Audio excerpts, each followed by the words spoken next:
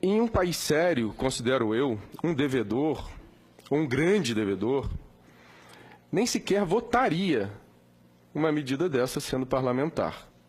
No Brasil, nós acabamos de ver, e recém foi aprovado, um parlamentar que é grande devedor, deve 67 milhões de reais, ter sido designado, é da base do governo, do partido do governo, ter sido designado para ser o relator da MP 766.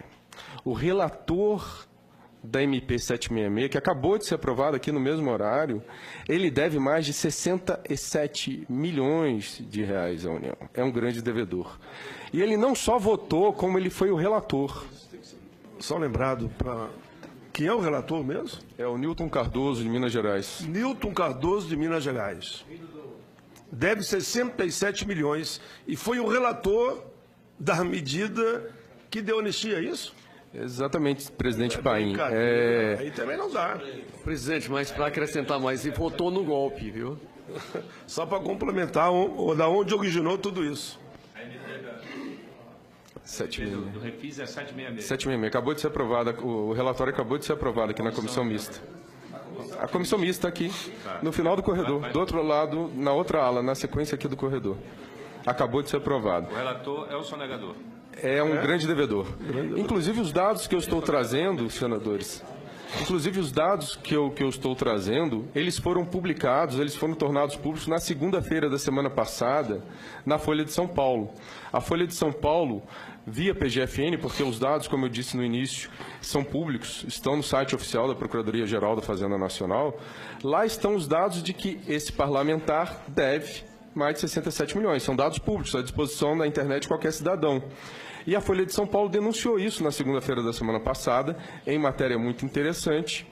Mesmo assim, o governo anuiu que ele continuasse como relator e tem toda uma situação por trás, nos bastidores, de permitir que um programa de parcelamento, que inicialmente não deveria nem existir, porque prestigia o mal pagador em detrimento do bom pagador, o trabalhador, por exemplo, ele não tem nem como não pagar, ele já é descontado na fonte, já tem descontado na fonte seu imposto sobre a renda. O trabalhador também, o pouco que ele recebe do seu salário, ele gasta com bens indispensáveis à subsistência, que são severamente tributados, porque no Brasil a tributação incide sobretudo sobre o consumo, ao contrário dos países desenvolvidos. Então aqui o trabalhador, o assalariado, ele já é bem penalizado no dia a dia. Então, esse pequenino não tem nem como parcelar, porque ele não tem nem como dever. O grande, ele deve, ele se vale do parcelamento, e o governo enviou a SMP 766 com esses parcelamentos já com vantagens. Não fossem essas vantagens suficientes, é designado relator um grande devedor, e esse grande devedor, o que acaba de apresentar no seu relatório que foi aprovado por unanimidade? Descontos de 99% dos juros, multas, encargos, etc. Ou seja, um grande devedor acabou de apresentar um relatório para anistiar as suas próprias dívidas em multas, juros, encargos. Ou seja, 99%? 99% ele acabou de se autoconceder, aprovado por unanimidade na comissão. E mais um detalhe, o parecer não estava nem publicado no site ainda aqui do Congresso. Votaram o parecer sem que naquele momento tivesse publicado o parecer que estava sendo votado. Então, essa situação é extremamente grave. Eu imagino que num país sério, um parlamentar desse nem sequer participasse da votação. Aqui ele participa e o governo anui que ele diga qual é o texto que será submetido à aprovação. Nós precisamos levantar quais são os senadores que têm dívidas pendentes, não é? Exatamente. Nessa reportagem, senador, publicado na Folha semana passada, na segunda-feira, se me permite, existe um levantamento dizendo que são 3 bilhões de reais apenas de dívidas de parlamentares aqui. Apenas deputados federais e senadores devem um total de 3 bilhões. Os parlamentares, fora o grande capital que eles representam.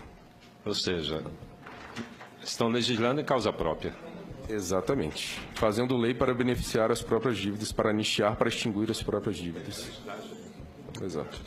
Então, apenas para fazer essa denúncia também, gostaria de dizer que estão usando dinheiro do povo para financiar os seus próprios benefícios. Enfim, existe dinheiro, existe muito dinheiro, existe um órgão responsabilizado pela cobrança, sucateado e cada vez mais sucateado, porque não há interesse do governo que esse dinheiro seja cobrado. E existe ainda essas benesses todas, ou seja...